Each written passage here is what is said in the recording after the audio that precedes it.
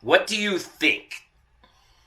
And if you look at the word simply, we can respond very easily to that, whatever it may be, and quickly give an opinion, quickly give our thoughts, quickly give what we maybe even feel. However, the challenge that ensues is what you think. Is it really what you think? So today's challenge, today's perspective is asking the question of what you truly think. Is it really yours? Or is it a collection of different beliefs, different thoughts, different things that have come across that your life that you have adopted, of course, your self-view, your worldview of a series of beliefs and ideas that you've never challenged. Let me say that again. Is your idea, is what you think yours, or is it a collective series of ideas and beliefs and thoughts that were left unchallenged? You see, we often come into alignment with society based on what society thinks. And coming into alignment means that you come into the status quo. It means that you come into a belief system of right, wrong, good, bad. And what you believe often is the sum equivalent of what thousands, if not millions before you have believed, and what thousands around you currently believe, yet unchallenged. So the challenge for you today is to ask the question of, why do I believe, or why do I think the way I think? And it could be in any scenario. Why do you exercise the way you exercise? Or why do you not exercise? Why do you eat what you eat? Why is your relationships the way your relationships are? Why do you show up the way that you do in those relationships? Why do you think what you think, and why do you believe what you believe? You see, in this world, I've often found that in my world, I've accepted over the years a collective bunch of ideas and thoughts that never went challenged. And by not challenging these, it was the summation over many years of acceptance of just that's the way it was, or that's the way it is. And I've talked about this previously, lightly touching on this, but diving deeper into this, diving deeper into the concept of what do you think and why do you think that, will open up a whole new door and open up a whole new world of you questioning anything and everything. But isn't that the way it was designed to be?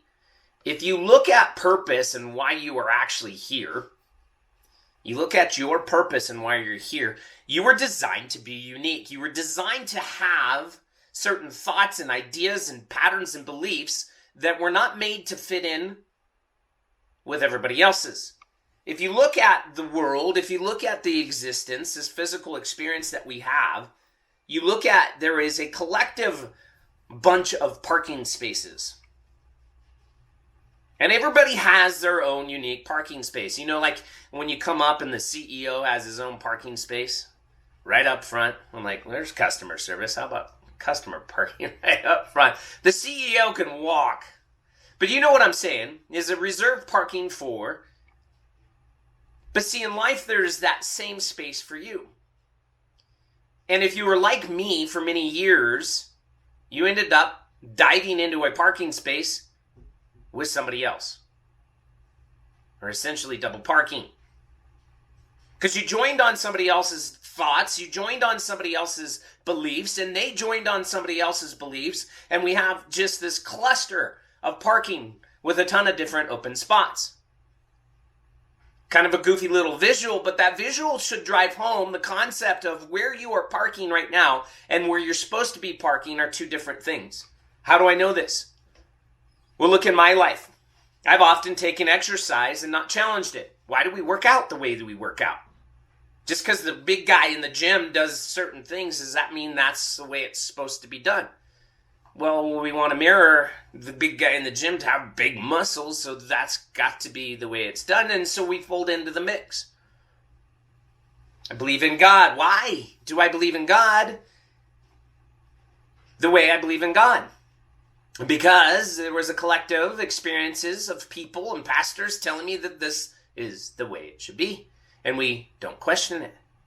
I live in a profession, I work in a profession that sets rules and it sets, hey, this is the way it's supposed to be. And very rarely do we challenge that. Do I challenge that? Because, what? I have a license and that license must conform to the way that some others had set it up to be. You want to change, go make a change. Go get involved. We hear these types of things.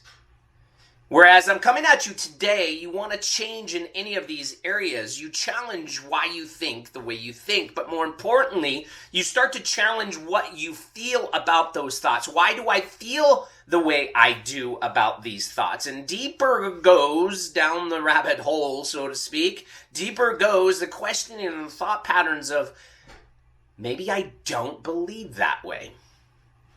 And what you start to get when questioning this is a collective answer that is unique and divine, just like the parking spot that you're supposed to be in. You have a unique and divine parking spot that contributes to society, it contributes to this world and this physical experience. But you've been parking somewhere else. And so the challenge for you today is short and simple, but is to challenge, why do you believe what you do in your body? Why do you believe and how you show up is the right way to show up in a relationship? Why do you believe that you believe in a God, believe in Jesus, believe in whatever you believe in? Why? Question it. And all of a sudden you'll find yourself divinely connecting in an aspect of actually getting your own beliefs. It's okay to believe what somebody else believes as long as it is yours. And if it's yours, you find the synergy where your body and your spirit and your mind come into alignment. Led by your heart. Led by your heart saying, this is why. Because I feel it. I don't think it. I don't just believe it. I feel it. I know it. That's all I got.